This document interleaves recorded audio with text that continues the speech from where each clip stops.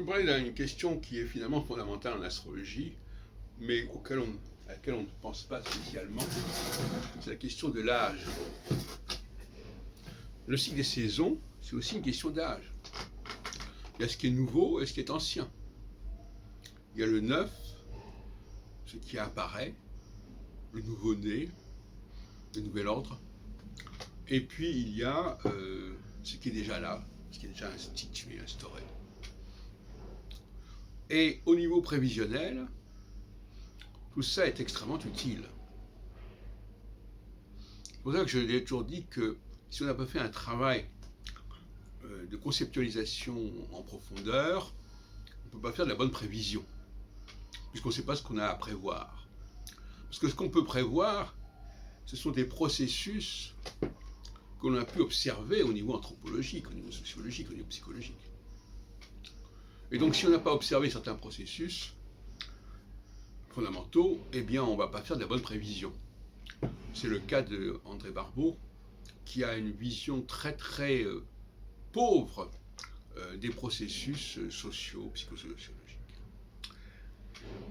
Et ce qui fait qu'il fait des prévisions quasiment inconsistantes, du genre oui, ça sera important, ça ne sera pas important, comme... bon, bref, alors après on va dire, ah oui, mais c'était intéressant ce qu'il a prévu. Mais oui, mais il n'avait pas prévu comme ça. Yves Lenoble dit, ah oui, ça s'est passé exactement comme il l'avait prévu. Mais c'est une plaisanterie. Quand on est aussi imprécis dans son langage, on ne peut pas parler d'une prévision qui s'est confirmée exactement. Ça n'a pas de sens. Alors ce que je veux vous dire aujourd'hui, c'est que le statut de la jeunesse et de la vieillesse est un enjeu social majeur et un enjeu politique majeur. Pourquoi ? Parce que il y a des périodes où il est important de rendre hommage soit à la jeunesse, soit à la vieillesse. On retrouve d'ailleurs là des problématiques bibliques, n'est-ce pas ? L'Ancien Testament, le Nouveau Testament, l'Ancienne Alliance, la Nouvelle Alliance, etc. On a bien cette dualité. Mais cette dualité, il faut savoir l'utiliser en astrologie prévisionnelle. Autrement, on dit n'importe quoi. C'est inconsistant. Par exemple, le phénomène Macron est intéressant parce que Macron est élu dans une période équinoxiale. C'est-à-dire la période qui a commencé avec Saturne en Balance et qui va jusqu'en Saturne en Capricorne.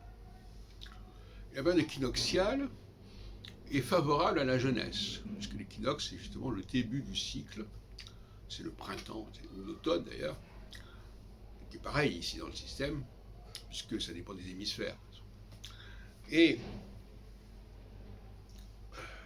on a une période où on a l'impression que ce qui est déjà ancien est révolu. Ça ne tient plus la route. Et avec la phase suivante, parce que finalement il a été élu en fin de période équinoxiale, c'est ça le drame. Le drame, c'est quand les élections ont lieu en fin de période. Parce qu'à ce moment-là, la personne est élue dans une période A, et elle va vivre son quinquennat en partie dans la période B. Et elle ne fera plus l'affaire. Donc, tout ce qui s'est passé en 2017, 2018, 2016, puisque son processus d'ascension à Macron date de 2016, eh bien, tout cela est remis en question par l'arrivée de Saturne en Capricorne. Et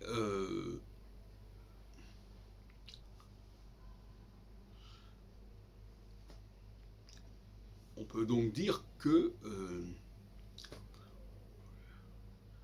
il y a quelque chose qui est décalé, mais qui est lié au problème du calendrier électoral. Nous avons un calendrier électoral qui est complètement débile, puisque il n'est pas fondé sur l'astrologie, sur cette astrologie dont je parle, et par conséquent, il peut déclencher des choses à un moment donné, et puis après, ça ne fonctionne plus.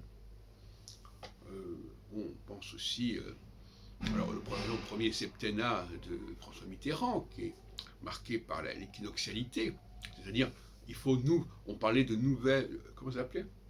Nouveau régime, l'ancien régime, le nouveau régime. L'équinoxialité, c'est, on va mettre l'accent sur le nouveau, la nouveauté, ce qui est neuf, la table rase, on repart sur de nouvelles bases. C'est la révolution au sens littéral du terme. On redémarre un nouveau cycle. Et en 88, évidemment, avec le septennat suivant, qui, bien, normalement, il faut changer de politique. Mais alors, le septennat suivant, c'est la socialité. Or, la socialité, à un moment donné, Mitterrand arrive à l'assumer, puisque c'est l'hommage à l'âge. L'âge. Eh bien, Mitterrand, il a quand même un certain âge à ce moment-là. C'est un patriarche, quelque part, donc il peut jouer aussi sur cette... Il va jouer sur cette dimension.